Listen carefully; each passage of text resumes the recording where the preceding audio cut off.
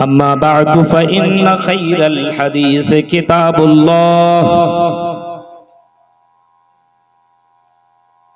व खैरल हदी हदी मुहम्मदिन सल्लल्लाहु अलैहि वसल्लम व शर्रल उमूरि मुहदसातुहा व कुल्लु मुहदसतिन बिदअह व कुल्लु बिदअतिन ज़लालह व कुल्लु ज़लालतिन फिन्नार।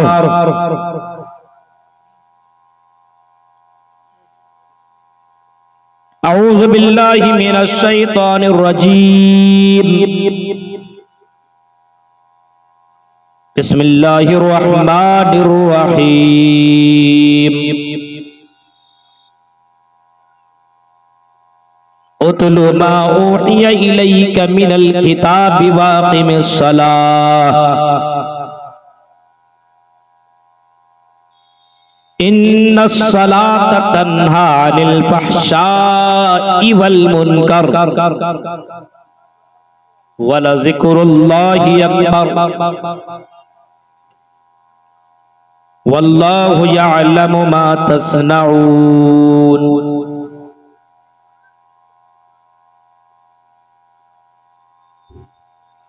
रब्बि इश्रह ली सदरी वयस्सिर ली अमरी वहलुल उक़दतम मिन लिसानी यफ़क़हू क़ौली। अल्लाहुम्मा रब्बि ज़िदनी इल्मा। आमीन। काबिल क़द्र उलमाए किराम, नाज़िम जलसा शेख उस्मान सलफ़ी हफ़िज़हुल्लाह व तवल्ला,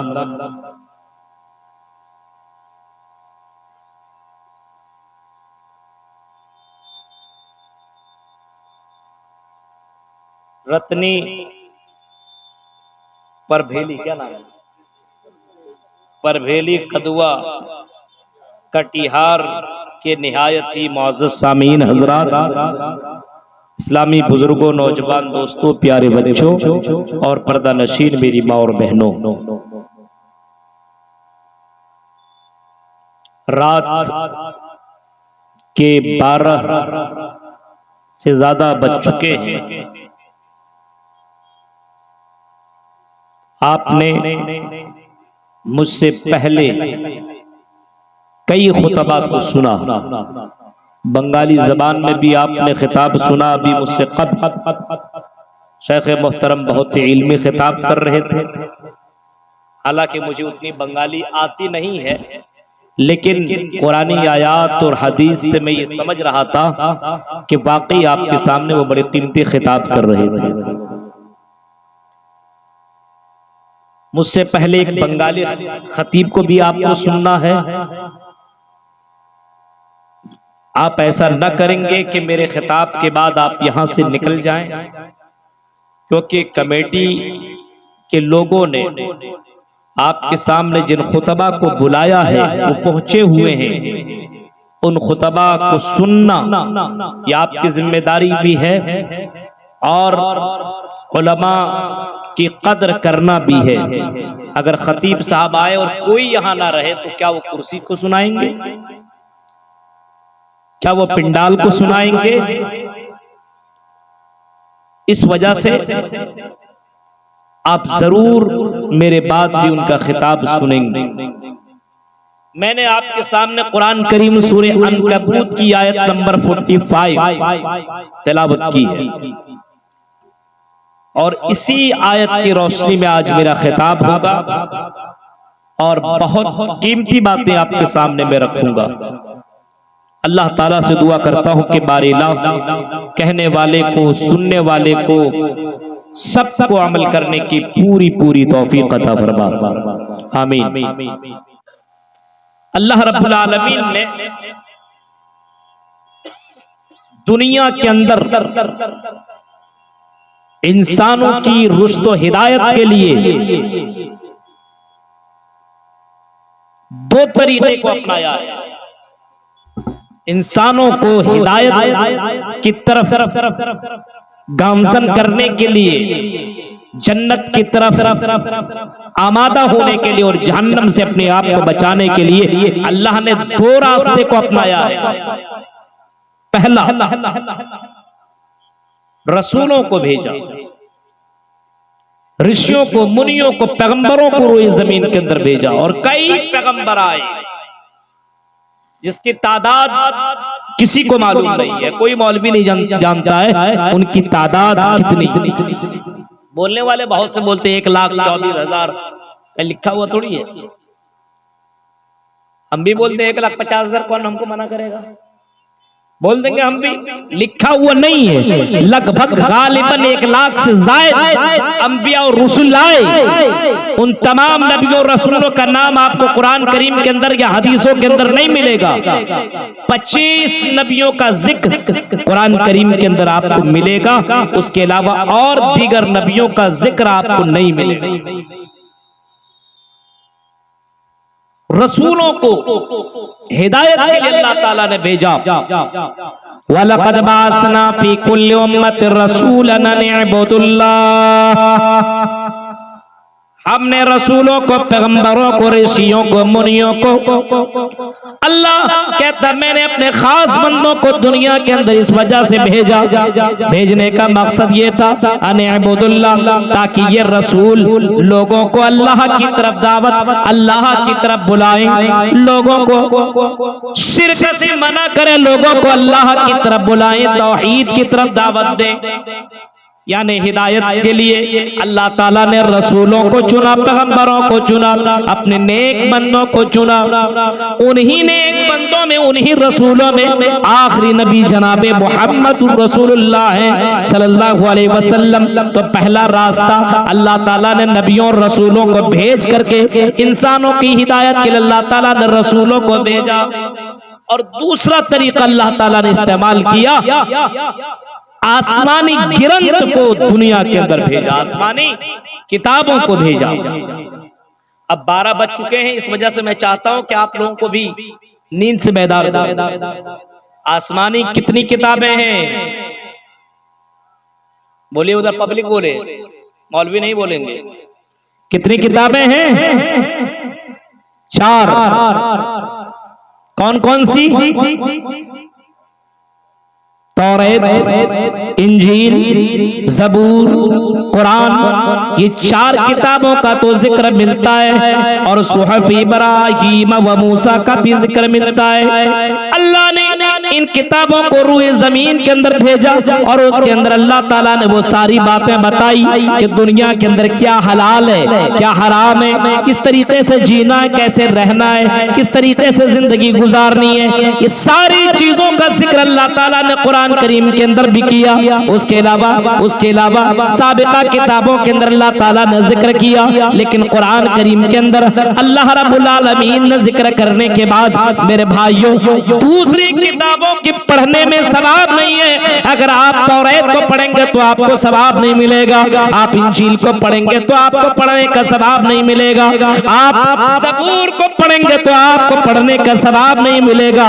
लेकिन कुरान एक ऐसी किताब है जिसके पढ़ने में सवाब है, और जिसको पढ़ने का हुक्म अल्लाह ताला ने खुद दिया है। और अल्लाह कहता उतलु मा उहिया इलैका मिनल किताब, आई मोहम्मद सल्लल्लाहु अलैहि वसल्लम, जो किताब, जो ग्रंथ तुम्हारे ऊपर उतारी गई है, जो किताब तुम्हारे ऊपर नाजिल की गई है, आई मोहम्मद सल्लल्लाहु अलैहि वसल्लम, उस किताब की तिलावत कीजिए, उस कुरान, उस ग्रंथ, उस आसमानी किताब को आप पढ़िए। उतलु मा उहिया इलैका मिनल किताब, उस आसमानी किताब की तिलावत कीजिए। ये कौन कह रहा है? अल्लाह ताला कुरान को पढ़ने, तिलावत करने का हुक्म दे रहा है, यानी तिलावत कीजिए। क्यों? कुरान की तिलावत करने से घरों के अंदर बरकतें आती हैं। कुरान की तिलावत करने से घरों से भूत प्रेत प्रेत, डाइन, चुड़ैल, ये सारी चीजें खत्म हो जाया करती है। अल्लाह के नबी फरमाते हैं ला तजालू बुयूतकुम मकाबिरा, ओ लोग अपने घर को कब्रिस्तान मत बनाओ, अपने घर को कब्रिस्तान मत बनाओ। व इन्न शयातीन यनफिरु मिनल बैतिल्लज़ी तुक़रअ फ़ीहि सूरतुल बक़रा, फरमाया जिस घर के अंदर कुरान की तिलावत होती हो, जिस घर के अंदर सूरह बकरा की तिलावत होती हो, जिस घर के अंदर फला फला सूरतों की तिलावत हुआ करती हो, उस घर के अंदर शैतान अपना अड्डा नहीं बनाता है। और जिस घर के अंदर कुरान की तिलावत ना हो, जिस घर के अंदर अल्लाह रब्बुल आलमीन की उस किताब की तिलावत न की जाती हो, उस घर के अंदर शैतान अपना घर बना लेता है, शैतान अपना घर बना लेता है और उस घर के अंदर वो हमला करना शुरू कर देता है। तो क्या फरमाया, उतलु मा उहिया इलैका मिनल किताब, आई मोहम्मद जो किताब आपके ऊपर उतारी गई है उस किताब की आप तिलावत कीजिए। तला यतलू, तिलावत करना। आज हमारे यहाँ तिलावत कितने लोग करते हैं? ईमानदारी से बताइएगा, हम कोई जन्नत और जहन्नम का फैसला नहीं सुनाएंगे। कितने लोग कुरान की तिलावत करते हैं? रमजान के महीने में करते हैं मौलवी साहब, और रमजान के बाद कुरान ताकों में सजा दिया जाता है, अलमारी में बंद, बक्से में बंद, घर के अंदर बंद। कुरान को खोलने की भी जरूरत नहीं है। ये कुरान इन्ना हाज़ल कुरान यहदी लिल्लती हिया क़वम, यही वो कुरान है जिस कुरान के ऊपर अमल करके, कुरान पढ़ करके, कुरान के ऊपर अमल करके लोगों को अल्लाह ताला ने दूसरे अक़वाम के ऊपर मुक़द्दम किया। हाँ, इसी कुरान के जरिए से अल्लाह ताला ने कई कौमों को, कई लोगों को अल्लाह ताला ने इज्जत की कुर्सी पर विराजमान किया। हाँ मेरे भाइयों, कुरान की अज़मत का अंदाजा अगर तुम्हें लगाना हो मेरे भाइयों, तो जरा मोहम्मद रसूलुल्लाह सल्लल्लाहु अलैहि वसल्लम की उस हदीस को सुनो। अल्लाह के नबी ने कभी फरमाया था इक़राउल कुरान, आई लोगों कुरान पढ़ा करो, कुरान की तिलावत किया करो। फ़इन्नहु याती यौमल क़ियामति शफ़ीअल लिअस्हाबी, आपने फरमाया ये कुरान क़यामत के दिन सिफारिशी बनकर के आएगा। अल्लाह के यहाँ ये कुरान वकील बनकर के आएगा, अल्लाह के सामने ये कुरान वकील बनकर के आएगा। जिस दिन किसी की आवाज चलने वाली ना होगी, बड़े बड़े बादशाह, बड़े बड़े रईस, बड़े बड़े चौधरी अल्लाह के सामने मुजरिम बन करके होंगे, अल्लाह के सामने कुछ बोल ना सकेंगे। उस दिन ये कुरान अल्लाह के सामने वकील बन करके आएगा और अल्लाह के सामने कहेगा या रब्बी, आई परवरदिगार, आई रब्बुल आलमीन, मैंने इस बंदे को रात में सोने से मना कर दिया था, मैंने इस बंदे को रात में आराम करने से मना कर दिया था, ये रात उठ करके कुरान की तिलावत करता था। आय अल्लाह इसके गुनाह को तू माफ कर दे, आय अल्लाह इसको जन्नत के अंदर तू दाखिल कर दे, आय अल्लाह इसको जहन्नम से तू बचा ले। अल्लाह के नबी कह रहे इक़राउल कुरान, पढ़ो कुरान, पढ़ो कुरान की तिलावत करो। पढ़ने में भी बहुत सवाब है, एक लफ्ज पढ़ेगा एक हर्फ 10 ने की। आपने फरमाया अलिफुन लामुन व मीमुन हरफुन, अलिफुन लल हरफुन व लामुन हरफुन व मीमुन हरफुन। आपने फरमाया कोई अलिफ लाम मीम पढ़ता तो 30 नेकियां उसको मिलती है। मौलवी साहब आप ये नेकियों की बातें करते चले जाएं, हम अल्हम्दुलिल्लाह थोड़ी पढ़ेंगे, हम अलिफ लाम थोड़ी पढ़ेंगे, हम तो बस हमारी जबान पे जो जद है हाँ उसी को हम गाएंगे। देखिए लड़कों को देखिए, रास्ते में जा रहा है, गाना गाते हुए जा रहा है, एक से एक गाने, ऐसा लगेगा यही शाहरुख है, यही हीरो है। किसी लड़की को देख लिया, अब उसके पीछे लग गया, अब तेरे बिन हम जी नहीं सकते। कैसी नौटंकियां हैं। गाने गा रहा है, गुनगुना रहा है, शर्म नहीं आती है। सहाबा कराम की जिंदगी देखो, अगर वो चरवाहा है और बकरियां चराने के लिए जंगलों के अंदर भी जाता है, फिर भी कुरान की आयतों की तिलावत करता है, जंगलों में कुरान की आयतें पढ़ रहा है। आज मुसलमान है, घर में मौजूद है, फिर भी कुरान की आयतों की तिलावत नहीं करता, फिर भी कुरान की आयतों को पढ़ता नहीं है, फिर भी सूरतों की तिलावत नहीं करता। हालांकि अल्लाह हुक्म दे रहा है अपने नबी को, मोहम्मद सल्लल्लाहु अलैहि वसल्लम को, और अल्लाह के नबी इस उम्मत को हुक्म दे रहे हैं, और लोगों कुरान पढ़ा करो, क्योंकि ये कुरान क़यामत के दिन सिफारिशी बनकर के आएगा। बाज़ हदीसों के आता है, अल्लाह के नबी सल्लल्लाहु अलैहि वसल्लम फरमाते हैं कि कुरान करीम के अंदर 6666 आयतें हैं। कुरान करीम के अंदर कितनी आयतें हैं? एक जगह गए थे हम, आजकल देखते हैं ना सवाल करने वाले बहुत से लोग होते हैं, लड़की को देखने के लिए आता तो उससे सवाल करते, कुरान याद किए हो? ना याद किए, पढ़ के सुनाओ, आवाज ही नहीं निकलती है।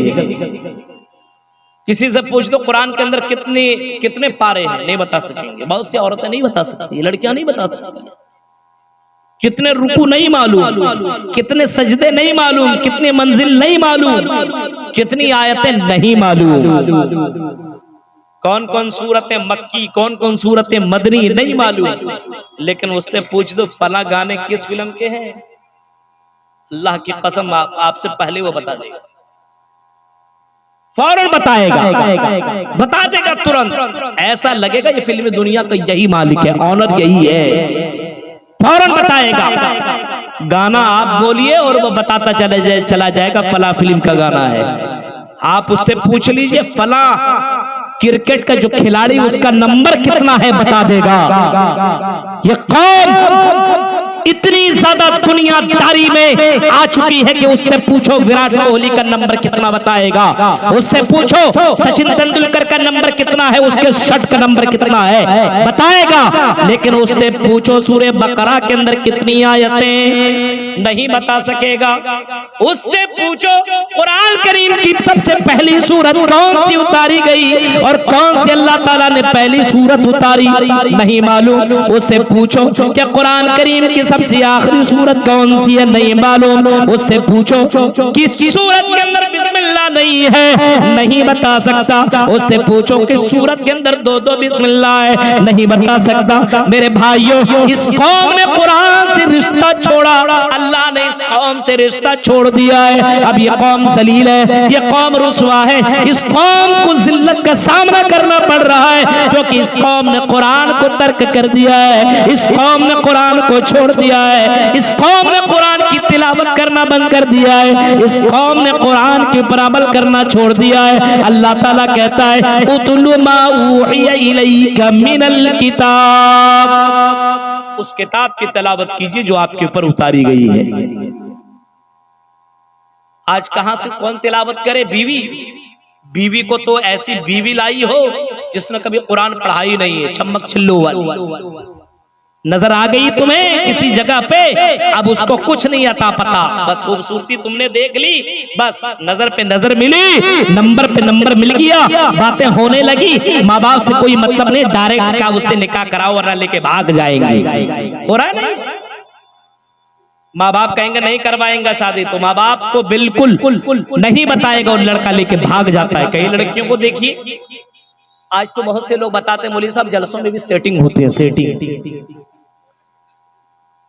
देखना, ये सच्चाई है, कोई गलत नहीं बोल रहा हूं, वरना कटिहार वाले केस भी कर सकते हैं सेटिंग। और बाज लोग कहता मौलवी साहब नंबर लिख लिख के हम लोग जाते हैं, हमने कहा का है, बोलता मौलवी साहब किसी को नंबर थमा देते हैं, कोई ना कोई तो सेटिंग हो ही जाती है। अब बताइए जलसों के अंदर सेटिंग, ये कौन से मुसलमान हो मेरे भाइयों, शर्म तक नहीं आती है? ये हालात है हालात। अब सेटिंग करके शादी करोगे तो तुम्हें दीनदार लड़की मिलेगी, दीनदार लड़का मिलेगा, मेरे भाई क्यों जरा गौर करो, जो लड़कियां दीनदार हो पर्दे में, पर्दे से हट करके वो बाजारों में घूम करके तुम्हारा नंबर ले और तुमसे बातें करे, वो दीनदार लड़कियां हो सकती है?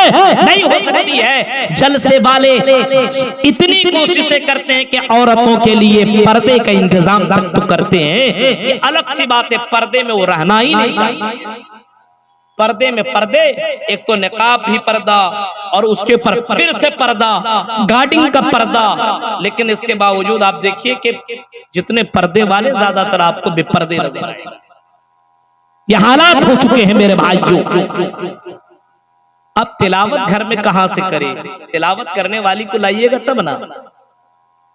तिलावत वो कुरान ही ना पढ़ी हो तो तिलावत कहां से करे? और मर्द, इसको तो कुरान से कोई मतलब ही नहीं है, कुरान से कोई दिलचस्पी इस कौम को ना रही। इतने जलसे जुलूस के बावजूद आपके यहाँ ये मामला है घरों का कि सुबह के वक्त अल्लाह के नबी फरमाते हो उठो, और उठने के बाद जैसे तुम नमाज पढ़ते हो, नमाज पढ़ने के बाद अपने घर का एक माहौल बनाओ, एक सिस्टम बनाओ। आई मेरी बीवी तुम भी उठो, चलो नमाज तुम भी पढ़ लो। आई मेरी बीवी चल कुरान तू भी पढ़, कुरान मैं भी पढ़ता हूँ, 2 सूरतें तू भी पढ़ ले, मैं भी 2 सूरतें पढ़ लेता हूँ, 2 रुकू तू पढ़, 2 रुकू मैं भी पढ़ लेता हूं। क्योंकि अल्लाह के नबी सल्लल्लाहु अलैहि वसल्लम ने फरमाया, अल्लाह ताला क़यामत के दिन कहेगा, ओ मेरे बंदे कुरान पढ़ता जा और जन्नत की सीढ़ियों को पार करता चला जा, कुरान की आयतें पढ़ता जा। एक आयत पढ़ोगे तो जन्नत की एक सीढ़ी को क्रॉस करोगे, जन्नत की एक मंजिल को पार करोगे। और जन्नत की मंजिल, अल्लाह को एक मंजिल ये नहीं, एक सीढ़ी इतना छोटा छोटा है, एक सीढ़ी आसमान और जमीन के बराबर मंजिल।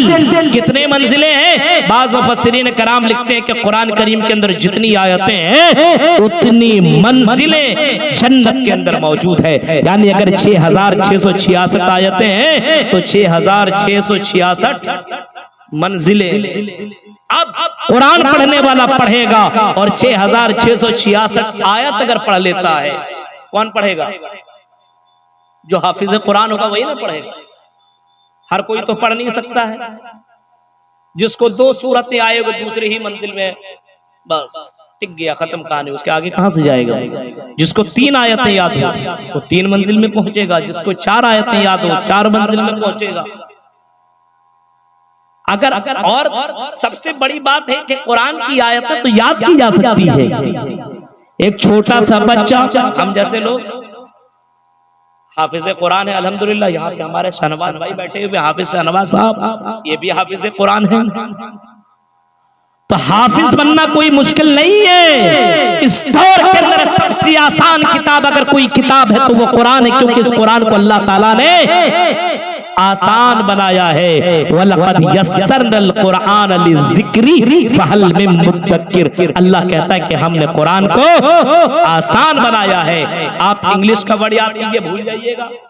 कोई नज़म इंग्लिश में याद कीजिए, भूल जाइएगा। कोई और दीगर चीजें आप याद कीजिए, भूल जाइएगा, याद ही नहीं रहेगा, या याद ही नहीं होगा। लेकिन कुरान की आयतें आप याद करते चले जाइए, याद होता चला जाएगा। छोटा छोटा बच्चा हाफिज कुरान। अभी एक वीडियो के अंदर आपने एक बच्चे को देखा होगा, 6 साल का बच्चा हाफिज कुरान बना है।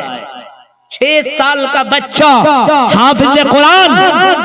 मेरे भाइयों, ये कुरान ही का मुआजिजा है। अल्लाह ताला दिलों के अंदर कुरान को डाल देता है। मेरे भाइयों जरा गौर करो, तसब्बुर करो, सोचो, आज कुरान से कोई ताल्लुक और कोई रिश्ता ही इस कौम को न रहा। इस कौम के अंदर, इस कौम के अंदर कुरान से कोई रिश्ता न रहा। इस कौम के अंदर बस दुनियादारी रह गई। इस कौम के अंदर गाने और म्यूजिक से रिश्ता रहा। ये कौम रात करे तब भी म्यूजिक सुन करके रात करे, ये कौम सुबह करे तब भी म्यूजिक, इसके घर के इनके घरों से म्यूजिक की आवाज आएगी। मेरे भाइयों, तो हमारे बच्चों को कुरान की आयत याद आए तो कहां से याद रहे? मेरे भाइयों, हमने अपने घरों का माहौल खराब कर दिया है। फरमाया उतलु मा उहिया इलैका मिनल किताब, किताब को पढ़िए, कुरान को पढ़िए, माहौल बनाइए आप। और आप बना सकते हैं। अगर माँ बाप अगर कुरान न पढ़ना जानता हो, अगर आप कुरान पढ़ना नहीं जानते हैं तो अपने बच्चों को कुरान पढ़वाइए। ये मदरसा कौन सा मदरसा है? मदरसा दारुल उलूम। दारुल उलूम जानते हैं? इल्मों का घर। बहुत सारा इल्म आपको इसके अंदर मिलेगा। इल्म, इल्म जमा उलूम। हाँ, बहुत सारा इल्म आपको यहाँ पे मिलने वाला है। यहाँ पे आपको कुरान का भी इल्म मिलेगा। ये मदरसा अगर आगे बढ़ा तो आपको हदीस का भी इल्म मिलेगा। ये मदरसा और आगे बढ़ा तो यहाँ से, हाँ, यहाँ से आप मसले मसाइल का भी इल्म ले सकते हैं, हदीस का भी इल्म ले सकते हैं, कुरान का भी इल्म ले सकते हैं। हाँ, अगर आपका बच्चा हाफिज कुरान बन गया या आपका बच्चा कुरान पढ़ने लगा और आपको अगर कुरान पढ़ना नहीं आता है तो अपने घर के अंदर एक सिस्टम बनाओ, अपनी बेटियों को जगाओ और अपनी बीवियों को जगाओ। अगर आपकी बीवी कुरान पढ़ना जानती है तो अपने बीवी से कहो, आई मेरी बीवी कुरान पढ़ो, मैं भी सुनूंगा। कुरान तू पढ़, मैं तेरे पढ़ना मैं सुनूंगा। अगर ये सिस्टम बन गया, अल्लाह के नबी फरमाते हैं जो कुरान पढ़ता है और जिसको जितना सवाब मिलता है, मसलन अगर मैंने पढ़ा अलिफ लाम मीम तो जितना सवाब मुझे मिलेगा, मेरी इस आवाज को आपने सुना, रत्नी के लोगों ने सुना, कदवा के लोगों ने सुना, हाफिज शाहनवाज ने सुना, अगर इसने अलिफ लाम मीम सुन लिया, जितना सवाब मुझे मिलेगा उतना सवाब सुनने वाले को भी मिलेगा। मेरे भाइयों, ये कुरान का अजमत है, ये कुरान का रुतबा है, ये कुरान का मकाम है कि कुरान के पढ़ने में सवाब है। अगर कुरान के अलावा कोई और किताबें आप पढ़ेंगे तो आपको पढ़ने में सवाब नहीं है। हदीस आप पढ़ेंगे, पढ़ने में तिलावत करने में सवाब नहीं है, लेकिन अगर हदीस के ऊपर अमल करेंगे तो सवाब मिलेगा, लेकिन हदीस की तिलावत करेंगे पढ़ेंगे तो सवाब नहीं मिलेगा। तिलावत में सवाब, कुरान ही एक ऐसी किताब है जिसकी तिलावत में सवाब है। हमारे यहाँ तिलावत कहाँ, घर के अंदर ये सिस्टम है, सुबह के वक्त उठेंगे, बारिश करेंगे, नाश्ता करेंगे, घर भाग जाए। तिलावत कौन करे? बाप ही नहीं कर रहा तो बेटा कहां से करे? माँ नहीं करती है तो बेटी कहां से करे? शौहर ही न करे तो बीवी तिलावत कहां से करे? ये सिस्टम, ये माहौल हमने खराब किया है मेरे भाइयों। वरना अगर आप अपने असलाफ को देखेंगे, गुजरे हुए लोगों को देखेंगे, उनके घरों से सुबह के वक्त कुरान की आयतों की पढ़ने की आवाजें आया करती। आज है ये माहौल? नहीं है। पूरी रात तकरीरें सुनो, मौलाना अबुल कलाम सल्फी रात की तारीकी में 12 बजे आपके सामने तकरीरें करें, सुने, लेकिन तकरीर सुनने के बाद कोई असर नहीं होगा। कल जैसे हम थे आज भी वैसे हो जाएंगे। न हम बदले हैं न बदलेंगे। मौलवी साहब हम आप ही को बदल देंगे, लेकिन हम बदल नहीं सकते हैं। ये माहौल अपने समाज, अपने कौम और अपनी सोसाइटी का हो चुका है। कितनी तकरीरें कर जाओ मेरे भाइयों, लेकिन हम वही करते हैं, करेंगे जो करते चले आए हैं। आप अपनी तकरीर, अपनी बातें, अपने बयानात आप करते चले जाएं, हमारी जिंदगी में कोई फर्क पड़ने वाला नहीं है। कि कौम अगर जलील और रुस्वा है, इसकी सबसे बड़ी वजह यह है कि हमने कुरान को छोड़ा है, कुरान से रिश्ता हमने तोड़ा है, हमने कुरान से रिश्ता तोड़ा। अल्लाह के नबी फरमाते हैं कि कल कयामत के दिन में इसी उम्मत के लिए अल्लाह के सामने मैं वकील बनकर, मैं अल्लाह के सामने इसके खिलाफ बनकर के मैं आऊंगा और अल्लाह से कहूंगा वकाल रसूल या रब्बी इन्ना हाज़ल कुरान महजूरा। आय अल्लाह, इस कौम को तू जन्नत में कैसे दाखिल करेगा?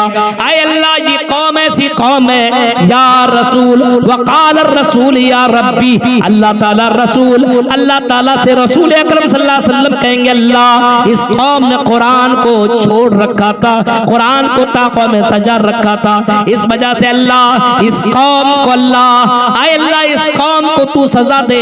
मेरे भाइयों, कुरान से रिश्ता तोड़ने वालों, जन्नत में जाना दूर की बात है, जन्नत की खुशबू भी न मिलेगी, क्योंकि कुरान ही के अंदर जन्नत में जाने का रास्ता बताया गया है। कुरान ही लोगों को हिदायत देता है, कुरान इंसान को रोशनी की तरफ लेकर के आता है। कुरान वो किताब है जो इंसान को जन्नत की मंजिलों को पार करवाता जाता है। जैसे एक बच्चा हाफिज कुरान है। अल्लाह के नबी सल्लल्लाहु अलैहि वसल्लम फरमाते हैं जिसका बच्चा हाफिज कुरान बन जाए, अल्लाह ताला उनके माँ बाप को कयामत के दिन ताजुल क़यामा, कयामत के दिन उसके माँ बाप को ताज पहनाएगा। ताज, अल्लाह के नबी फरमाते हैं कि ताज पहनाएगा अल्लाह ताला, और ऐसा ताज होगा कि उस ताज की कीमत दुनिया की तमाम दौलतें मुकाबला न कर सकेंगी। मेरे भाइयों, अपने बच्चों को हाफिज कुरान तो कम से कम बनाओ। लेकिन जहां अमीर हुआ, थोड़ी सी दौलत आई, अपने बच्चों को स्कूल में ले जा। अमीर घराने के कितने बच्चे हाफिज कुरान है बताइए तो? कितनी बच्चियां आलिमा और हाफिजा हैं? ये अमीर लोग सोचते हैं ये मौलवी वाली पढ़ाई और ये हिफ्ज़, मौलवी कुरान, ये सब गरीबों के लिए, गरीबों के लिए। मदरसों में हम अपने बच्चे को रखेंगे तो कैसे पढ़ेंगे, कैसे खाएंगे? मेरे भाइयों, अल्लाह कहता किताब, इस किताब की आप तिलावत कीजिए। और अल्लाह के नबी खुद तिलावत करते थे। जुमे के दिन के बारे में आता कि फला फला सूरतें पढ़ते थे। हमरा पढ़ते हैं? यकीन से बताइएगा दिलों के अंदर हाथ रख करके, कितने लोग जुमे के दिन सूरतों की तिलावतें करते हैं? कितने लोग तिलावत करते हैं? हाथ उठाइए तो जुमे की। चलिए एक ही दिन सही। और हमारे सामने झूठ बोलने से कुछ नहीं होगा, सच बोलिए। कुछ ही लोगों के हाथ, एक दो बच्चों के हाथ उठ रहे हैं। बताइए मेरे भाई, जुमे के दिन, रोजाना नहीं, एक दिन ही सही कुछ लोग पढ़ रहे हैं। और अल्लाह के नबी की सुन्नत क्या थी? हर जुमे के दिन अल्लाह के नबी फला फला सूरतें पढ़ करके सोया करते थे। रात के सोते समय कौन आदमी आयतल कुर्सी पढ़ करके सोता है? कितने लोग आयतल कुर्सी पढ़ करके सोते? बोलिए तो। बोली साहब आयतल कुर्सी कहां से पढ़ेंगे, याद ही नहीं है। अभी हम दो चार को खड़ा कर देंगे, बोलेंगे 5,000 रुपए देंगे, सुनाओ तो। वो कहेगा मौलवी साहब आप, हम तकरीर ही सुनने नहीं आएंगे, ये आप बहुत मसला खड़ा कर देते हैं। आयतल कुर्सी पढ़ करके कौन सोता है? कहां से पढ़ेंगे मौलवी साहब, हमको तो आयतल कुर्सी ही याद नहीं है। क्या याद है? गाने पूछ लो, भोजपुरी गाने हमसे पूछो, हम सुना देंगे। आयतल कुर्सी नहीं सुना सकते हैं। अल्लाह के नबी फरमाते हैं जो आयतल कुर्सी पढ़ करके सोता है या नमाज के बाद आयतल कुर्सी पढ़ता है, अल्लाह के नबी फरमाते हैं अगर कोई आदमी नमाज के बाद, फर्ज नमाज के बाद अगर आयतल कुर्सी पढ़ता है और यही मामूल उसका रहता है, अगर उसकी मौत हो जाती है, अल्लाह के नबी फरमाते हैं जैसे वो मरेगा जन्नत के अंदर दाखिल होगा। आयतल कुर्सी इधर पढ़ने वाला मरने की बाद फौरन जन्नत में जा रहा है। मेरे भाइयों, एक आयत पढ़ने से जन्नत कन्फर्म हो रही है, लेकिन आज मुसलमान आयतल कुर्सी पढ़ने का माहौल नहीं बना रहा है। गौर करो मेरे भाइयों, अल्लाह के नबी सल्लल्लाहु अलैहि वसल्लम फरमाते हैं अगर कोई आदमी आयतल कुर्सी पढ़ करके सोता है, अल्लाह के नबी फरमाते हैं कि अल्लाह ताला उसके लिए एक फरिश्ता मुसल्लत कर देता है। पूरी रात वो फरिश्ता उसकी हिफाजत करता है, शैतान उसके सामने नहीं आ पाता है। आज हमारे यहाँ देखिए बच्चा डरता है, हमारी औरतें डरती है, हमारे यहाँ के लोग डरते हैं। क्यों? क्योंकि वो आयतल कुर्सी पढ़ करके सोता ही नहीं है। अगर कोई आदमी आयतल कुर्सी पढ़ करके सोएगा, शैतान की तमाम शर से बच जाएगा। आयतल कुर्सी याद ही नहीं है तो कहां से पढ़ेंगे? तो पहला काम इस आयत के अंदर ये बताया गया कि कुरान को पढ़ो। और सिर्फ मौलवी साहब नहीं, मदरसे में पढ़ने वाली लड़कियां ही नहीं, अगर पढ़ना नहीं आता तो किसी से सीख लो।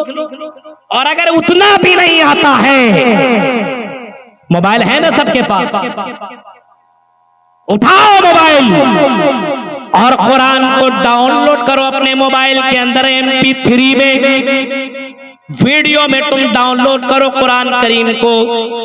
जिस कारी के कुर्रा को तुम पसंद करते हो, तुम्हारी नजर में अगर सुदैस, कारी सुदैस तुम्हारी नजर में अगर फेवरेट है, तो तुम कारी सुदैस की आयतों, सुदैस की आवाज में कुरान को तुम डाउनलोड कर लो। अगर तुम्हें कारी शुरैम की तिलावत तुम्हें पसंद है तो उसकी तिलावत को तुम डाउनलोड कर लो। गर्ज की जिसकी जिसकी तिलावत तुम्हें समझ में आती और अच्छी लगती हो उनकी तिलावत को तुम डाउनलोड कर लो। जब चाहो तब तुम कुरान सुन सकते हो और अपने घर के अंदर कुरान सुना सकते हो। सुनने से भी आपको सवाब मिलेगा। रोजाना अगर कुरान की आयतों को सुनोगे तो मेरे भाइयों एक न एक दिन ऐसा आएगा जिस दिन तुम्हें बहुत सी सूरतें ऐसी ही याद हो जाएंगी। जब हम लोग हिफ्ज किया करते थे, नमाज पढ़ते थे, और जुमे के दिन, तो जुमे के दिन कौन कौन सी सूरतें फजर में पढ़ाई जाती है? उधर वाले बताएंगे कौन कौन सी सूरतें फजर में पढ़ाई जाती है जुमे के दिन? सूरह जुमा, सूरह सजदा और सूरह दहर। हम लोग जब पढ़ते थे इन सूरतों को इतना सुना कि जब वहां पे हमारा सबक आया तो ऐसे ही हमको याद कर सुना दिया। यानी जितना सुनिएगा याद होता चला जाएगा। ये माहौल अगर आपने बनाया सुनने सुनाने का तो ऑटोमेटिकली कुरान की बहुत सी सूरतें आपको याद आ जाएगी, याद हो जाएगी आपको। लेकिन ये माहौल बनाएंगे तब ना। आजकल लड़का लोग जो गाड़ी चलाता देखिए, ड्राइवर को देखिए, ऐसा लगेगा ड्राइवर चला रहा है वो भी मुसलमान है और उसके गाड़ी में जितनी लड़कियां बैठी हुई वो भी मुसलमान है। कुरान की आयत नहीं लगाएगा, एक से एक ऐसे गाने लगाएगा ना मत पूछो। बिना गाने के तो गाड़ी ही नहीं चला सकते।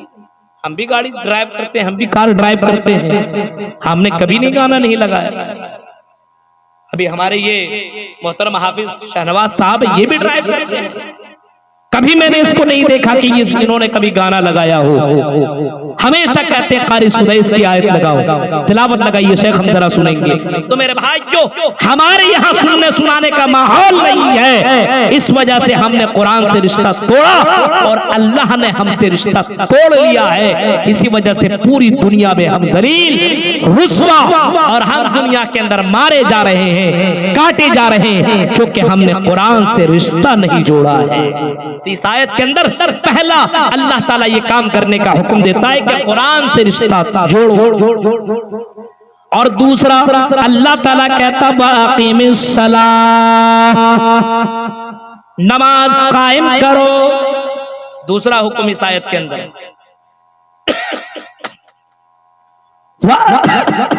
वाक़िमिस सलाह, नमाज कायम करो। कौन नमाज कायम करेगा? मदरसा का बच्चा, मौलवी साहब। ये नमाज डॉक्टरों के लिए भी ये नमाज है, यूनिवर्सिटियों में पढ़ने वाले लड़कों और लड़कियों के लिए भी नमाज है, कटिहार के किसानों, खेती बाड़ी करने वालों, मकई लगाने वालों, धान पैदावार करने वालों और तरह तरह की अनाज और सब्जियों की पैदावार करने वालों, किसानों सुनो, तुम्हारे लिए भी ये नमाज है। होटल और चाय बेचने वालों, होटलों में तुम्हारे लिए भी ये नमाज है। अल्लाह कहता वाक़िमिस सलाह, नमाज कायम कर। अगर तू खड़े खड़े नमाज नहीं पढ़ सकता तो अल्लाह के नबी फरमाते कि तुम बैठ करके नमाज पढ़ो, और अगर बैठ करके नमाज नहीं पढ़ सकते हो तो अल्लाह के नबी कहते हैं लेट करके ही सही, तुम लेट करके नमाज पढ़ो। और अगर लेट करके भी नमाज पढ़ने की ताकत ना हो तो अल्लाह के नबी कहते हैं इशारे में अगर नमाज पढ़ सकते हो तो इशारे में भी नमाज पढ़ो, तुम्हारी ये नमाज मानी जाएगी। औरतों, तुम्हारे लिए भी ये नमाज है। और अल्लाह के नबी ने फरमाया अगर औरत नमाज की पाबंदी करने लगे, अलमर्रतु इज़ा सल्लत खम्सहा, फरमाया अगर औरत 5 वक्त की नमाज पढ़ने लगे तो उसके लिए जन्नत की बशारत है। अगर मर्द नमाज पढ़े तो उसके लिए भी जन्नत की बशारत है। अल्लाह के नबी फरमाते हैं कि क़यामत के दिन सबसे पहला सवाल बंदों से जो किया जाएगा वो यही सवाल होगा, अव्वलु मा युहासबु बिल अब्दु यौमल क़ियामह अस्सलाह।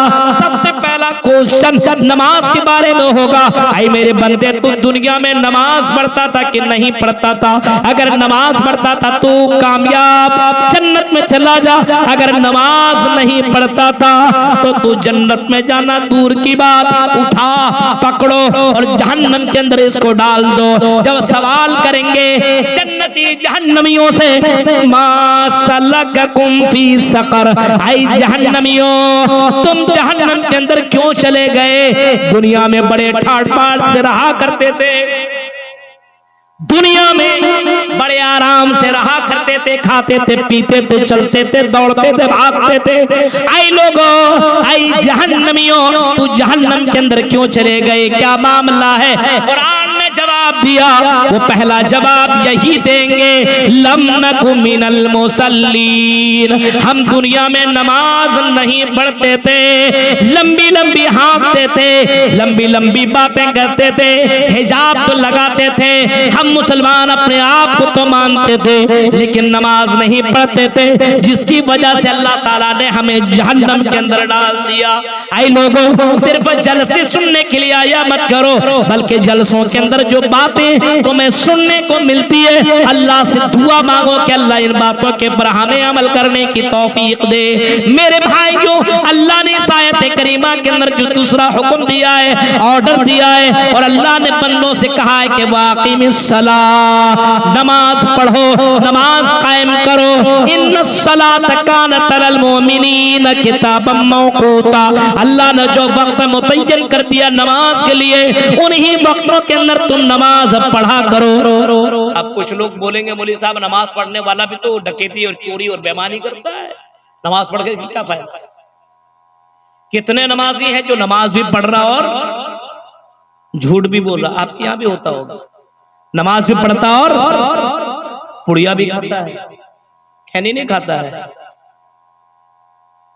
अब सवाल करने वाला कहेगा मौलवी साहब आपने तो कहा था कि नमाज पढ़ो, क्यों? इन्ना सलात तन्हा अनिल फहशाई वल मुनकर, ये नमाज लोगों को बेहयाई और बुराइयों से रोक दिया करती है, लेकिन ये बंदा नमाज भी पढ़ता लेकिन बेहयाई से नहीं रुकता, नमाज भी पढ़ता और गाना भी सुनता है, नमाज भी पढ़ता है और लड़कियों से चक्करें भी चलाता है, ये नमाज भी पढ़ता और खैनी भी खाता है, ये नमाज भी पढ़ता है और गलत काम भी करता है, ये नमाज भी पढ़ता और झूठ भी बोलता है, नमाज से तो कोई फायदा ही नहीं है। यानी इसका मतलब क्या? कुरान नाउज़ बिल्लाह गलत है, नमाज भी पढ़ रहा और बुराई से नहीं रुक रहा है, इसका मतलब गलत है कुरान की आयत नाउज़ बिल्लाह, क्योंकि कुरान कहता है कि नमाज बेहयाई और बुराई से रोक दिया करती है।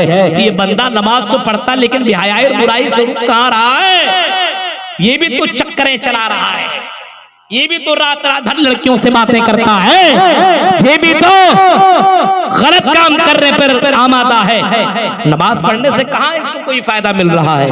कटिहार के लोगों जवाब सुनो, डॉक्टर के पास आप जाते हैं, बीमार पड़ते हैं तो डॉक्टर क्या बोलता है? ये दवाई ले लो, जैसा चाहो वैसा खा लो, ठीक हो जाओगे। दवाई आपको देता है कि नहीं देता है? तो देने के बाद क्या कहता? अपने मन माने जब चाहो अब खा लो। एक संथाली टाइप का, अब नाम नहीं लूंगा, एक आदमी को दिया डॉक्टर ने दवा, बीमार था, 2-4 शीशी दे दिया उसको, सुबह में इतना पीना, दोपहर में इतना पीना, शाम में 2-2 ढक्कन बोलता है ना डॉक्टर लोग।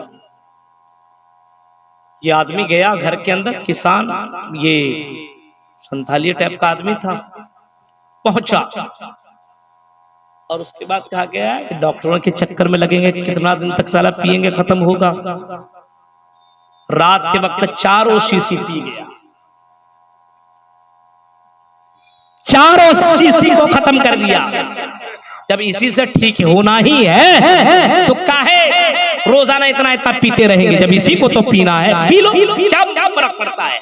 रात में पी करके सोया तो हमेशा के लिए सोया ही रहेगा, उठा ही नहीं। मेरे भाई को जरा तसव्वुर कीजिए, यानी डॉक्टर के बताए हुए तरीके पे अमल न किया, वही दवाई जो उसको ठीक कर सकता था उसी दवाई ने उसकी जान ले ली। ये नमाज जो तुम्हें बुराई बेहयाई से रोकती है, ये नमाज जितना पढ़ोगे तब तुम बेहयाई और बुराई से रुक सकते हो। जिस तरीके से पढ़ने का हुक्म दिया गया उसी तरीके से, वरना वो नमाज तुम्हें कोई काम आने वाली नहीं है। अल्लाह के नबी फरमाते एक बंदा कयामत के दिन आएगा और आने के बाद अल्लाह के सामने कहेगा कि अल्लाह मैंने तो 60 साल नमाज अदा की है, मैंने तो 60 साल नमाज पढ़ी है, 60 सना। हदीस के अंदर आता है कि बंदे के बारे में पता चलेगा कि वो बंदा 60 साल कंटिन्यू नमाज पढ़ करके आएगा, लेकिन अल्लाह ताला उसकी नमाज को उसके मुंह के पर मार दिया जाएगा। पूछा गया क्यों? जवाब में कहता है अल्लाह के नबी फरमाते कि नमाज मोहम्मद रसूलुल्लाह के तरीके पे न पढ़ी, उसने नमाज अपने मन मुताबिक पढ़ी, रुकू सही से न किया, क़याम सही से न किया, सजदा सही से न किया, इस वजह से उसकी नमाज को अल्लाह ताला ने एक्सेप्ट न किया, उसकी नमाज को अल्लाह ताला रिजेक्ट कर दिया। अब उसकी नमाज को उसके मुंह के पर मार दिया। यानी दवा जिस तरीके से डॉक्टर बोलता अगर वैसे दवा खा लोगे तो ठीक हो जाओगे, उस दवा के अंदर तो शिफा देने वाली जात तो अल्लाह ताला की है, लेकिन दवा टाइम टाइम से तुम्हें खाना पड़ेगा। इसी तरीके से नमाज तुम्हें टाइम टाइम से पढ़ना पड़ेगा, और नमाज जिस तरीके से मोहम्मद रसूलुल्लाह ने पढ़ने का हुक्म दिया वैसे नमाज तुम्हें पढ़नी पड़ेगी। आपने फरमाया सल्लु कमा रायतुमूनी उसल्ली, ओ लोगों नमाज उसी तरीके से पढ़ा करो जिस तरीके से तुमने मुझे नमाज पढ़ते हुए पाया है। आज हमारे यहाँ पढ़ता है नमाज बेहयाई और बुराई से रोकती है। नमाज के अंदर क्या क्या होना चाहिए शर्त मालूम है? तहारत, वजू, सबसे पहला काम तहारत। पाक हैं आप, वजू कीजिए ठीक ठाक से। हमारे यहाँ वजू करे ऐसे करेगा, हो गया। वजू करने का तरीका मालूम नहीं है, किसी से पूछो सही से। वजू सही से नहीं करोगे तो नमाज कहां से सही से होगी? वजू पहले सही से करो। अब आपने वजू सही से कर लिया, अब घर का मामला घर में रख दो। मस्जिद जा रहे हो ना, घर का तमाम मामला, बीवी का तमाम मैटर, बच्चों के तमाम मामला घर में रखो। अल्लाह के घर में जाओ, अल्लाह वाला बन करके जाओ। अब बंदा मस्जिद में भी गया हुआ नमाज नहीं पढ़ रहा, बीवी के बारे में सोच रहा क्या क्या बोला लाने के लिए, उसकी नमाज होगी? अच्छा फला फला 4 सामान बोला है, 3 लेकर के जाके खाना नहीं देंगे नमाज ही में। ये सारी बातें सुन, आपने वाकया नहीं सुना? 3 लोग गया था शिकार करने के लिए, और शिकार करते करते सुबह से लेकर के दोपहर तक मछली का शिकार कर रहा था, मछली शिकार नहीं हो रही थी। अब सोचा चलो अल्लाह को खुश कर लेते, नमाज में पढ़ ले, हो सकता है कि शिकार हो जाए। उसके बाद वजू बनाया तीनों ने, कहा कि किबला किधर है यार, समझ में नहीं आ रहा, पश्चिम किधर है, किधर नमाज पढ़ेंगे? उन्हीं में से एक आदमी कहता है मौलवी से हमने सुना है कि अल्लाह हर जगह है, जिधर चाहो उधर नमाज पढ़ लो। तो चलो समंदर की तरफ मुंह करके नमाज पढ़ लेते। नमाज ही तो पढ़ना है, समंदर की तरफ नमाज पढ़ने लगा।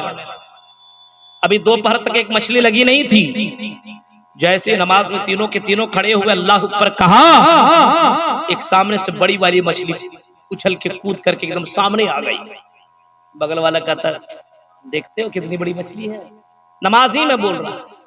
दूसरा बगल वाला कहता चुप, अरे नमाज पढ़ते हो, नमाज में बोलना चाहिए, नमाज में क्यों बोल रहे हो? इमाम जो नमाज पढ़ा रहा था उसने कहा तुम दोनों बोले हम तो खामोश हैं। तीनों ने बोला। अब नमाज पढ़ा, नमाज में बोलने का है नहीं, अब उसकी नमाज कहां से होगी? यही नमाज हमारी है। नमाज पढ़ने के लिए गया, मोबाइल साइलेंट भी नहीं करता, मोबाइल में गाने बज रहे तो बज रहे। उसको इतना भी फतवा मालूम नहीं है कि नमाज के वक्त अगर मोबाइल साइलेंट ना हो और मोबाइल बजने लगे, आप मोबाइल निकाल करके स्विच ऑफ करके बंद कर दें। ये मत देखिए किसका नंबर है, उतना देखने की जरूरत नहीं। आप मोबाइल निकालिए और बंद कीजिए, रखिए। इतना कर सकते हैं आप, नमाज हो जाएगी आपकी। लेकिन ये मतलब नहीं कि आप नमाज पढ़ने के लिए आप जाइए और नमाज पढ़िए और दिलो दिमाग कहीं और लगाइए। बहुत से लोग तरावी की नमाज पढ़ते हैं, अब कारी साहब हाफिज साहब कुरान पढ़ रहे हैं, अब उनका दिमाग में कुरान चल रहा, गाड़ी चल रही है। अब कुछ लोगों को क्या लगता है कितना लंबा पढ़ा रहा है, कैसे क्या करें, कैसे टाइम बिताए, हिसाब किताब करना शुरू कर दे। दिन भर का हिसाब किताब, दुकान का हिसाब किताब करेगा, तिलावत सुन नहीं सकेगा सही से, उसकी नमाज होगी मेरे भाई? बताओ आप ईमानदारी से, वो नमाज आपको फायदा पहुंचाएगी जिस नमाज के अंदर खुशो खुजो ना हो? फरमाया क़द अफ़लहल मोमिनून अल्लज़ीना हुम फ़ी सलातिहिम खाशिऊन। क़द अफ़लहल मोमिनून, फरमाया कि यकीनन मोमिन ही कामयाब है। अगर कामयाबी किसी को मिलेगी तो मोमिन को मिलेगी, यानी जन्नत में जाएगा तो मोमिन ही जाएगा, जहन्नम से बचेगा तो मोमिन ही बचेगा। और फरमाया अल्लज़ीना हुम फरमाया क़द अफ़लहल मोमिनून अल्लज़ीना हुम फ़ी सलातिहिम खाशिऊन, जो अपनी नमाज के अंदर खुशू खुजू इख्तियार करते हैं, नमाज को नमाज की तरह पढ़ते हैं, कौवे की तरह चोंचे नहीं मारते। बहुत से लोगों को देखिए, दूसरे मसलक वाले को, अगर कभी इत्तेफाक हो नमाज पढ़ने की, अब अल्लाह ऊपर रुकू में जाएंगे, कब सजदे में चल जाएंगे पता ही नहीं चलेगा, और दूसरे रुकू में उठेंगे, सजदे से रुकेंगे, अल्लाह अल्लाह अल्लाह अल्लाह अल्लाह अस्सलाम वालेकुम, हो गया नमाज। उससे बेहतर ज़्यादा तुम नमाज ही नहीं पढ़ते। नमाज काहे पढ़े हो? ये नमाज है। अल्लाह के नबी के दौर में एक बंदा आया और नमाज पढ़ने लगा, नमाज पढ़ करके सलाम फेर दिया। अल्लाह के नबी ने उसको बुलाया, इधर आ। अल्लाह के नबी, क्या बात है? आपने फरमाया सल्ली फइन्नका लम तुसल्ली, नमाज पढ़ क्योंकि तूने नमाज ही नहीं पढ़ी है। उसने कहा कि अल्लाह के नबी मैंने नमाज तो पढ़ी है। देखिए WWF चल रहा है यहाँ पे। उसने कहा कि मैंने नमाज पढ़ी है। आपने फरमाया तूने नमाज ही न पढ़ी, चल चल नमाज फिर से पढ़। वो गया और उसने दोबारा नमाज पढ़ी। आपने फिर वही सवाल किया, आपने कहा सल्ली फइन्नका लम तुसल्ली, जाओ फिर से नमाज पढ़ो क्योंकि तुमने तो नमाज ही नहीं पढ़ी है। वो गया और बंदा फिर से नमाज पढ़ने लगा। 3 मरतबा नमाज पढ़ने के बाद आया, अल्लाह के नबी फिर वही जुमला दोहराते हैं। उसने कहा कि अल्लाह के नबी इससे अच्छी तरीके से मैं नमाज नहीं पढ़ सकता हूँ। अल्लाह के नबी आप ही बताइए मैं नमाज कैसी पढ़ूं, किस तरीके से नमाज पढ़ूं? आपने नमाज का तरीका बताया और फरमाया जब तुम रुकू में जाओ तो अच्छी तरीके से रुकू में जाओ, क़याम करो तो अच्छी तरीके से क़याम करो, सजदा करो तो अच्छे से सजदा किया करो, कौवे की तरह चोंचे मत मारो। अगर आजकल कोई नमाज लंबी करने लगेगा ना, बहुत से लोग पीछे से भाग जाता है, ये मौलवी है, गुंडा है, गुंडा किसी के ऊपर रहम ही नहीं करता है। अगर फजर के वक्त अगर आपने लंबी रकात कर दी, आपको चर्चे होने लगेंगे, ये सूरह सजदा और सूरह दहर पूरी पूरी सूरत में पढ़ाता है। बताइए मेरे भाइयों, ये तो नबी की सुन्नत है। और अगर किसी ने पढ़ा दिया दूसरे दिन से नमाजी गायब। इतनी लंबी सूरतें क्यों पढ़ाते हैं मौलवी साहब? छोटी छोटी सूरतें पढ़ाओ। 3-3 घंटा ये फिल्में देख सकता है, पूरा दिन भर मैच देख सकता है, पूरा मोबाइल के अंदर इंटरनेट इस्तेमाल कर सकता है, जब तक के 2-2 GB खत्म न कर ले, इतना टाइम दे सकता है। लेकिन नमाज में सुकून इत्मीनान के साथ 10 मिनट नहीं दे सकता है। अब बताइए ये नमाज इसको फायदा पहुंचाएगी? ये नमाज इसको बेहयाई और बुराई से रोकेगी? जैसे डॉक्टर कहता है कि दवाई इस तरीके से खाओ, अल्लाह के नबी ने फरमाया नमाज इस तरीके से पढ़ो। डॉक्टर एक और दूसरी बात बताता है कि दवाई खा रहे हो, बीमार हो, हाँ फला फला चीजें मत खाना। आपके यहाँ मना करता है, चावल मत खाना, भात मत खाना बोलता है। हमारे यहाँ तो सबसे पहले डॉक्टर लोग सबसे पहले इसी चावल के ऊपर ही पाबंदी लगाते हैं। कितना दुश्मनी है पता नहीं। चावल मत खाना, ये चीजें मत खानी, ये मत खाना, ये मत खाना। अब जब तक आप उसकी बात मानेंगे नहीं, वो दवा असर नहीं करती है मेरे भाइयों। ऐसी नमाज अल्लाह के नबी फरमाते हैं, नमाज उस वक्त आपको बेहयाई और बुराई से रोकेगी। नमाज पढ़ते समय या जब तुम नमाज पढ़ते हो, नमाज पढ़ रहे हो, तुम्हें हलाल की पाबंदी करने की पड़ेगी, यानी हलाल कमाना पड़ेगा, तुम्हें हराम से बचना पड़ेगा। अगर तुम हराम खोरी करो, चोरी करो, डकैती करो, अब इसमें तो वो तमाम लोग आ जाएंगे जो जहेज में पलंग लेते हैं, जहेज में गाड़ियां लेते हैं, जो गरीबों के घर के अंदर डाका डालते हैं, वो सारे लोग आ जाएंगे। अल्लाह के नबी फरमाते हराम चीजों से बचा करो, तब तुम्हारी वो नमाज बेहयाई और बुराई से रोकेगी।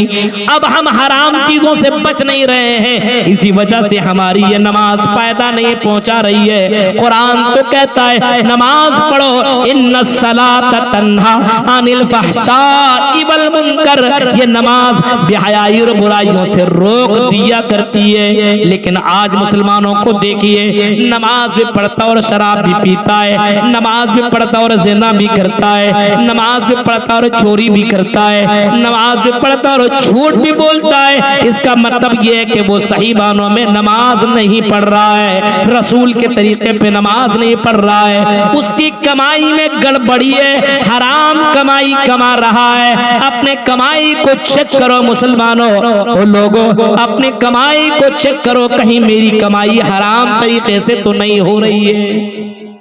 आजकल किसको परवाह है?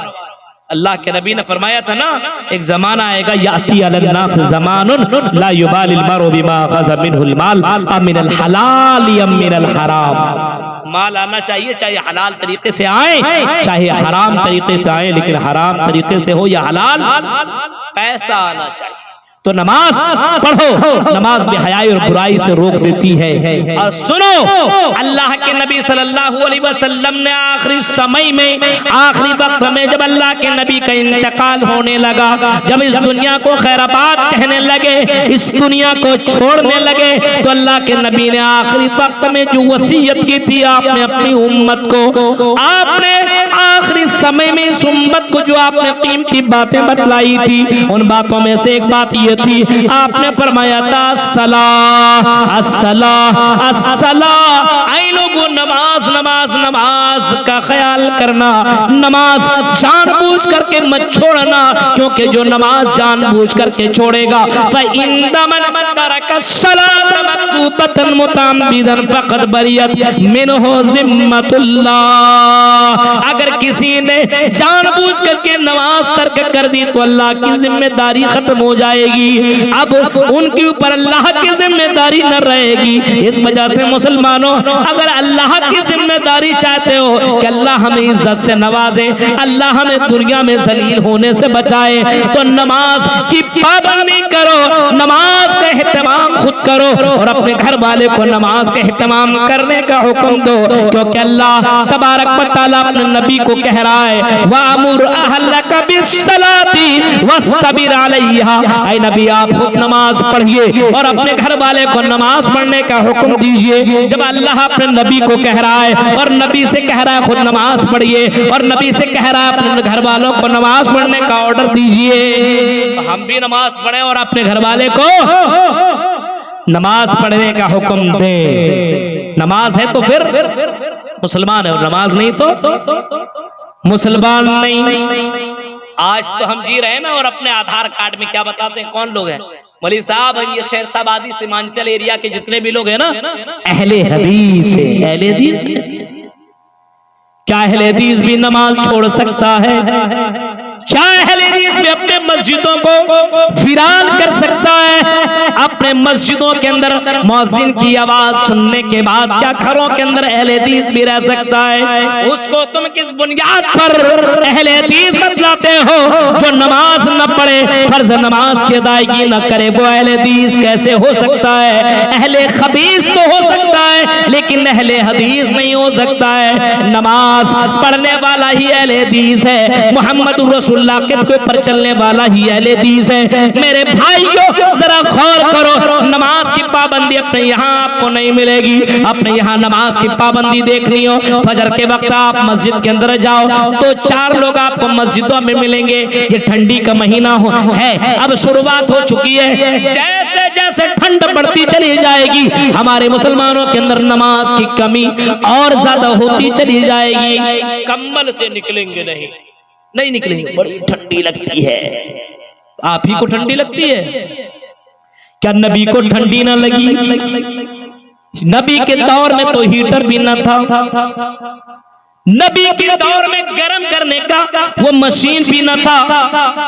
आज हमारे गीजर चल रहा है, पिछले मर्तबा हमारे शाहनवाज साहब को बड़ी ठंडी लगती थी, फजर में नमाज पढ़ने जाते थे, तो इन्होंने कहा मुझे साहब कोई रास्ता बताया। हमने कहा गीजर ले लो। इन्होंने ले लिया। अब सुबह के वक्त बस उसको बटन दबाओ, गर्म हो जाता पानी और वजू बनाते नमाज के लिए चले जाते हैं। मेरे भाइयों, सारी आसानियां इस दुनिया के अंदर आ चुकी है, लेकिन इस्तेमाल नहीं करते।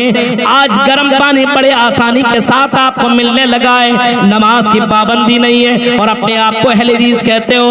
अल्लाह के नबी फरमाते सुनो, जो नमाज न पढ़े उसको तुम मुसलमान कैसे मानते हो? बैनल अब्दी व बैनल कुफ्र तरकुस सलाह। अगर कुफ्र और इस्लाम के दरमियान कोई चीज फर्क करने वाली चीज है तो अल्लाह के नबी फरमाते हैं नमाज है। नमाज अगर नमाज पढ़ता है तो वह मुसलमान है, और नमाज नहीं तो फिर वह मुसलमान भी नहीं। फर्क करने वाली चीज ये नमाज है। अल्लाह के नबी फरमाते हैं अगर कोई आदमी नमाज पढ़ता भी है और सुस्ती करके पढ़ता है तो अल्लाह के नबी फरमाती है जहन्नम की सबसे निचले तबके में जाएंगे। अल्लज़ीना हुम अन सलातिहिम साहून अल्लज़ीना हुम युराऊन। जो दिखावे के लिए नमाज पढ़ते हैं, जो सुस्ती करके नमाज पढ़ते हैं, ऐसे लोगों को अल्लाह तबारक व तआला जहन्नम के नीचे तबके में दाखिल करेगा। और लोगों, सुस्ती करके नमाजें न पढ़ो, सुस्ती करके और दिखावे के लिए नमाजें न पढ़ो, क्योंकि जो दिखावे के लिए नमाजें पढ़ता है अल्लाह के नबी फरमाते दिखावा अल्लाह ताला को बर्दाश्त नहीं है। ये दिखावा अल्लाह की नजर में शिर्क है। फरमाया मन सल्ला युराई फक़द अशरक। जिसने दिखावे के लिए नमाज पढ़ी तो उसने शिर्क किया। नमाज भी पढ़ रहे हैं और दिखा रहे हैं। लोग हमको नमाजी कहेंगे तो नमाज पढ़ रहा, और जब कोई नहीं है तो चुपके से घर के अंदर बैठा हुआ है। ये भी शिर्क है मेरे भाई। अल्लाह के लिए नमाज पढ़िए। कभी कभी रात में उठिए, गांव वाला, ये कटिहार वाला, ये कदवा वाले लोग सो रहे हैं, उठिए, ठंड महीने में उठिए, वजू बनाइए और मुसल्ला लगाइए, अल्लाहू अकबर, नमाज अदा कीजिए। ये नमाज अल्लाह के नबी कहते हैं कि क़यामत के दिन अल्लाह ताला ऐलान करेगा, ओ तहज्जुद की नमाज पढ़ने वालों, आओ तदखुलुल जन्नत बिसलाम। जन्नत के अंदर सलामती के साथ दाखिल हो जाओ। जो तहज्जुद की नमाज पढ़ता था दुनिया के अंदर, आओ जन्नत के अंदर दाखिल हो जाओ। कभी कभी रात की तारीकी में उठो, रात की तारीकी में नमाज के लिए उठेंगे। रात की तारीकी में जब सोचेंगे माँ बाप सो गए, घर वाले सो गए, तो मोबाइल निकालेंगे चुपके से, अब फोन करेंगे गर्लफ्रेंड को, पूरी पूरी रात बात करेंगे। उसकी वही तहज्जुद है, रात भर जाग रहे हैं, तहज्जुद कर रहे, उसकी नजर में वही तहज्जुद है। उठिए और तहज्जुद की नमाज पढ़िए। अल्लाह के नबी की जिंदगी देखो, अल्लाह के नबी सल्लल्लाहु अलैहि वसल्लम की जिंदगी देखो मेरे भाइयों। अल्लाह के नबी बख्शे बख्शाए हुए, हाँ, अल्लाह के नबी हौज़े कौसर के मालिक हैं, हाँ, अल्लाह के नबी सबसे पहले जन्नत का दरवाजा खोलेंगे, हाँ हाँ, अल्लाह के नबी को इतना ज्यादा मकाम मिला हुआ है। लेकिन अल्लाह के नबी सल्लल्लाहु अलैहि वसल्लम को देखिए, अल्लाह के नबी रात में उठते थे, वजू बनाते थे, नमाज पढ़ते थे, और इतना लंबा लंबा क़याम, इतना लंबा लंबा रुकू करते थे, सजदा करते थे। हजरत आयशा कहती है कि मैंने मोहम्मद सल्लल्लाहु अलैहि वसल्लम को देखा कि इतना लंबा रकाते नमाज पढ़ते थे, इतना लंबा क़याम करते थे, आपके पैरों में वरम पड़ जाया करता था, फूल जाया करता था। कभी कभी आप इतना लंबा सजदा करते थे, मुझे ऐसा लगता था कि अल्लाह के नबी की रूह निकल चुकी है। मैंने अल्लाह के नबी से पूछा, आए अल्लाह के नबी, आए मेरे सरताज, क्यों इतनी लंबी लंबी रकातें आप नमाज अदा करते हैं, क्यों इतना लंबा क़याम करते हैं, क्यों इतना लंबा सजदा करते हैं? अल्लाह के नबी ने जवाब दिया, आई मेरी बीवी आयशा, अल्लाह ताला ने बेशुमार नेमतों से नवाजा है। अफला अकूनु अब्दन शकूरा, क्या मैं अल्लाह का शुक्रगुजार बंदा न बनूं? क्या मैं अल्लाह का शुक्रिया को करने वाला बंदा न बनूं? अल्लाह के नबी कहते हैं इसी वजह से मैं तहज्जुद की नमाज पढ़ा करता हूँ। अल्लाह ने ये नेमतें दी है तो रात में उठ करके शुक्रिया अदा करो। ईमानदारी से बताइएगा, ईद के बाद अब तक कितने लोगों ने तहज्जुद की नमाज पढ़ी? जितने लोग हैं ना ये यहाँ बैठे हुए, कितने लोगों ने तहज्जुद की नमाज पढ़ी है? एक कभी हाथ नहीं उठेगा। और मौलवियों से नहीं पूछेंगे, वरना मौलवी का बड़ा डेंजर दुश्मन हो जाता। अभी देखे कितने फतवे जारी हो गए, एक से एक फतवा। दो अल्लामा मौलाना अबुल कलाम आजाद ने कहा था ना, 70 सांप एक सुराख में रह सकते, लेकिन दो मौलवी एक कमरे में नहीं रह सकते। और डेंजर मामला है मेरे भाई। क्यों?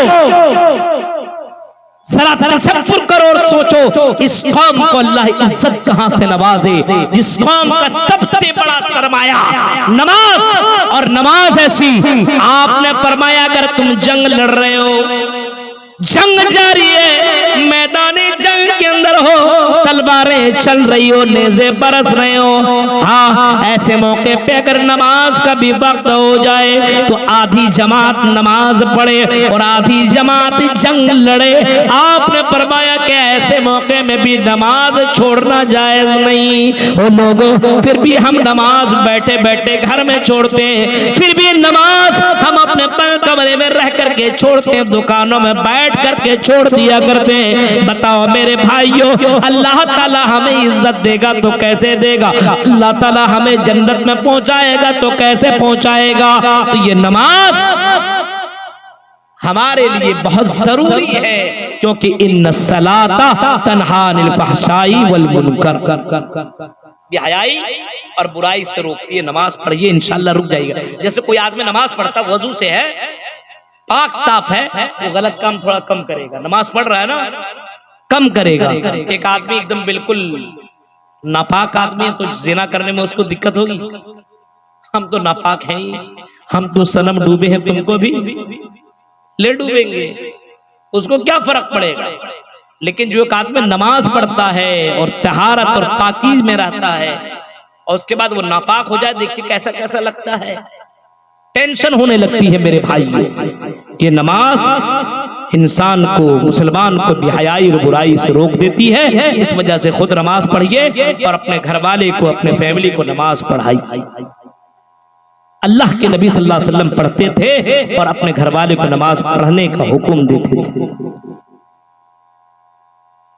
और इसके बाद वाली आयत वाला ज़िक्रुल्लाहि अकबर, तीसरा, इस आयत के अंदर तीसरा टुकड़ा पड़ा, वाला ज़िक्रुल्लाहि अकबर। सुनो, अल्लाह का जिक्र बहुत बड़ा है, अल्लाह का जिक्र बहुत बड़ा है। नमाज भी अल्लाह का जिक्र ही है। हिंदू धर्म के अंदर भी अल्लाह का जिक्र करने का हुक्म है, नमाज का भी हुक्म है। योगी योजित सतत महात्मानम रहस्यस्थिता आइका की छत्तातिम निराशिन परगिया पंचम समय कर्तव्य। हिंदू धर्म के अंदर भी मौजूद है नमाज, जिक्र अल्लाह का। योगी योजित सतत मानम रहस्य स्थित, नमाज पढ़िए। हाँ, जान बूझ करके नमाज मत छोड़िए।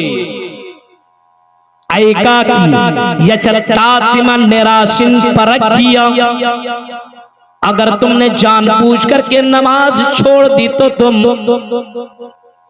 निकल जाओगे। जैसे इस्लाम नहीं कहता है जानबूझ करके नमाज मत छोड़ो, अगर तुमने जानबूझ करके नमाज छोड़ दी तो काफिर हो जाओगे। मन तरक सलाता मुतअम्मिदन फकद कफर, तुम सही मानों में मुसलमान नहीं रहोगे अगर जानबूझ करके नमाज छोड़े। वही चीज हिंदू धर्म की किताबों के अंदर मौजूद है। आइका की यचतातिमन निराशिन परखिया पंचम समय कर्तव्य, यहाँ भी 5 वक्त है, इस उनके यहाँ भी 5 समय है। पंचम समय कर्तव्य, 5 समय पढ़ो। वला ज़िक्रुल्लाहि अकबर, फरमाया अल्लाह का जिक्र बहुत ही बड़ा है। अल्लाह का जिक्र कितना बड़ा है सुनिए। हम और आप अल्लाह का जिक्र नहीं करते ना, बहुत बड़ा है अल्लाह का जिक्र। अल्लाह का नाम लेना, अल्लाह अल्लाह करना, सुभान अल्लाह, अल्हम्दुलिल्लाह, अल्लाहु अकबर, अल्लाह का जिक्र करते रहो। और अगर सुनो कटिहार के लोगों, तुम अल्लाह का जिक्र नहीं करोगे तो अल्लाह की इज्जत में कोई कमी नहीं आएगी। और पूरी दुनिया के लोग अगर अल्लाह का जिक्र करने लगो तो अल्लाह की शान में कोई बढ़ोतरी नहीं होगी। और इतना भी सुनो, अल्लाह कहता है तो सब्बिहु लहु समावातु सबउ वल अर्ज़ व मन फिल अर्ज़। आसमान और जमीन के अंदर जितने भी चरिंद परिंद जितने भी हैं सब अल्लाह की तस्बीह बयान करते हैं। ये सूरज, ये चांद, ये आसमान, ये जमीन, जितनी चीजें हैं सब अल्लाह की हम्दो सना बयान करते हैं। ये अलग सी बात है कि तुम उसकी तस्बीह को समझ नहीं सकते हो, उसका जिक्र करना तुम्हें समझ में नहीं आता है। वाला जिक्रुल्लाही अकबर, अल्लाह का जिक्र बहुत बड़ा है। अल्लाह का नाम लिया करो, हर वक्त सुबह करो तो अल्लाह का नाम लो। अल्हम्दुलिल्लाहिल्लज़ी अहयाना बादमा अमातना व इलैहिन नुशूर। सुबह करो तो अल्लाह का नाम लो, शाम करो तो अल्लाह का नाम लो, खाओ तो अल्लाह का नाम लो, खाने के बाद अल्लाह का नाम लो, बीवी मिले तब भी अल्लाह का नाम लो, औलाद मिले तब भी अल्लाह का नाम लो, हर वक्त अल्लाह का नाम लो।